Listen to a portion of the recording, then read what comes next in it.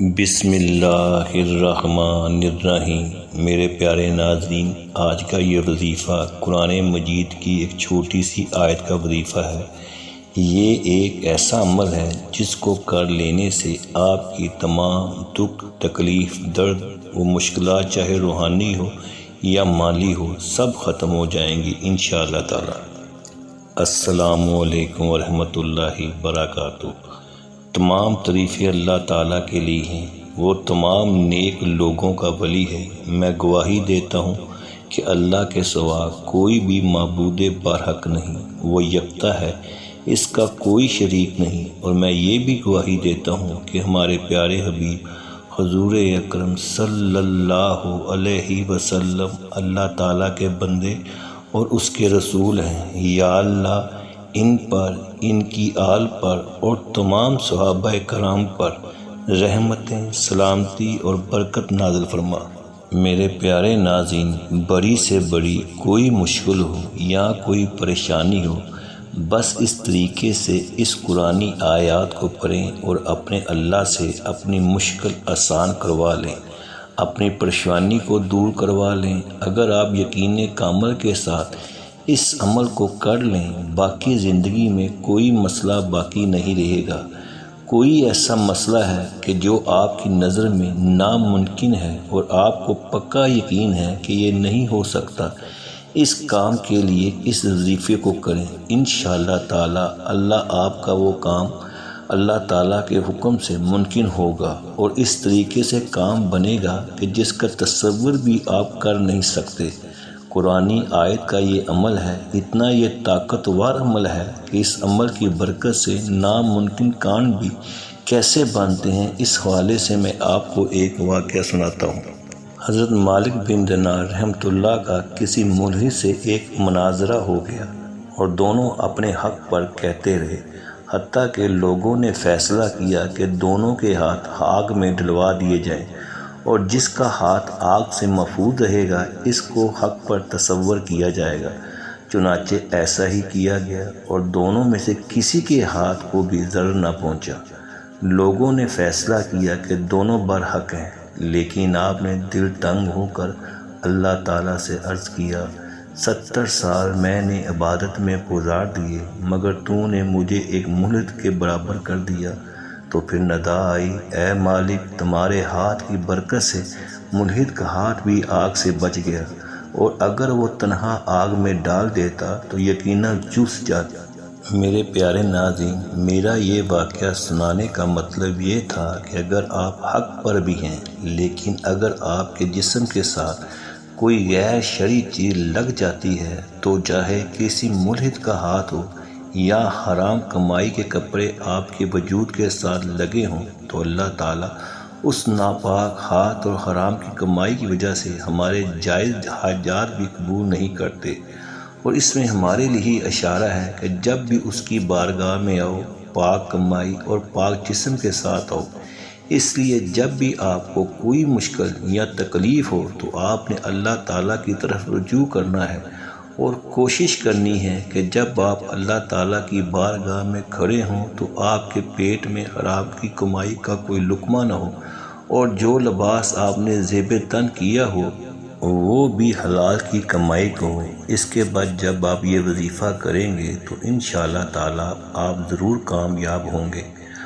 آپ کو کوئی دکھ نہیں رہے گا، آپ کی کوئی تکلیف نہیں رہے گی، آپ کی تمام حاجات ضرور پوری ہوں گی، چاہے وہ حاجت پہاڑ جتنی بھی بڑی کیوں نہ ہو، چاہے ساری دنیا یہ کہے کہ یہ آدمی اس مشکل سے نہیں نکل سکتا، کیونکہ آپ نے اللہ تعالیٰ کے بتائے ہوئے طریقے پر چل کر اس پر عمل کیا ہوگا، تو پھر اللہ تعالیٰ آپ کی ہر دکھ، تکلیف اور حاجات کو ختم کر دیں گے اور آپ کو اتنا نوازیں گے کہ دنیا والے بھی حیران رہ جائیں گے۔ میرے پیارے ناظرین، وظیفے کی مکمل تفصیلات بھی آپ کو بتاؤں گا، جیسے آپ نے بڑے دھیان سے سمجھنا ہے اور پھر یہ وظیفہ کرنا ہے، اور آپ کو اس وظیفے کی برکت پورے گھر میں نظر آئے گی۔ اور گھر میں جب بھی آپ کوئی آفت آئے تو سب سے پہلے اپنے اعمال پر نظر ڈالیں۔ اس وظیفے کو کرنے سے پہلے اپنے دل کو صاف کر لیں کسی سے بھی بغض نہ رکھیں اور اللہ تعالیٰ پر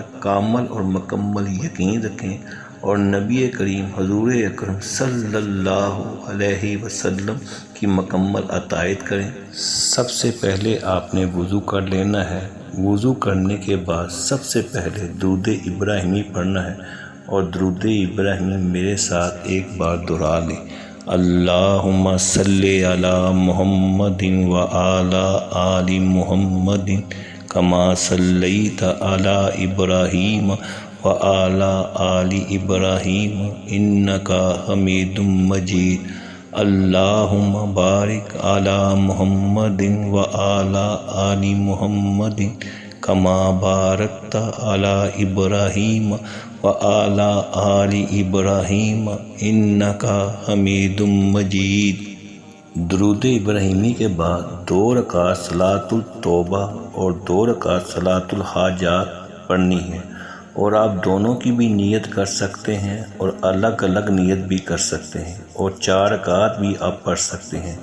نوافل پڑھنے کے بعد آپ نے رب المشرقین رب المغربین رب المشرقین رب المغربین رب المشرقین رب المغربین یہ ایک تسبیح پڑھنی ہے۔ یہ تعداد کم سے کم ہے، اس کے علاوہ جتنا آپ پڑھ سکتے ہیں پڑھ لیں، انشاءاللہ تعالیٰ آپ کو بہت فائدہ ہوگا۔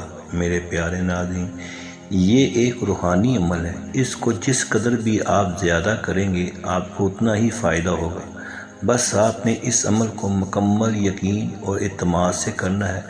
جیسا کہ عربی کا ایک مقولہ ہے، دین ایک روشن دلیل ہے اور اس میں نرمی اور آہستگی کے ساتھ مشغول رہو۔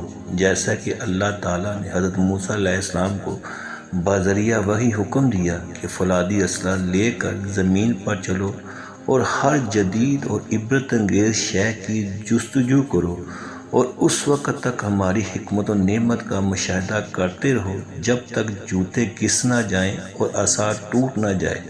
اس کا مفہوم یہ ہے کہ ضبط و فکر سے کام لینا ہے۔ بس آپ نے اس وظیفے کو کرنے کے بعد اپنے مسائل اللہ تعالیٰ کے سامنے پیش کرنے ہیں اور اللہ تعالیٰ سے اپنے مسائل کے لیے دعا مانگنی ہے۔ انشاءاللہ تعالیٰ ناممکن سے ناممکن مسئلے کے لیے بھی راستے آسان ہو جائیں گے، اور خود بھی پورے یقین کے ساتھ اس عمل کو کریں اور صدقہ جاریہ کی نیت سے بھی شیئر بھی ضرور کریں۔ جزاک اللہ۔ مرشد چینل کے پیارے ناظرین، نیک لوگوں کے چند اقوال۔ نمبر 1، کسی اللہ والے نے فرمایا احساس کمتری والا ہمیشہ ندامت کا شکار رہتا ہے۔ نمبر 2، کسی بزرگ نے فرمایا دنیاوی نمود کا خواہش مند لذت آخرت سے محروم رہتا ہے۔ نمبر 3، کسی اللہ والے نے فرمایا کہ جب تک بندہ نفس کے سامنے فولادی دیوار قائم نہیں کر لیتا اس وقت تک عبادت میں لذت حاصل نہیں کر سکتا۔ آخر میں میری یہ دعا ہے کہ اللہ تعالیٰ اس وظیفے میں کی گئی کسی بھی قسم کی کوئی بھی کمی اور کوتاہی کو ہمارے پیارے حبیب حضور اکرم صلی اللہ علیہ وسلم کے صدقے معاف فرمائے۔ اللہ تعالیٰ ہمیں پکا اور سچا مسلمان بنائے اور 5 وقت کی نماز باجماعت ادا کرنے کی توفیق عطا فرمائے، اور ہمیں دنیا اور آخرت دونوں جہانوں میں بھلائی نصیب فرمائے۔ آمین ثم آمین۔ اللہ تعالیٰ ہم سب کا حامی و ناصر و شکریہ۔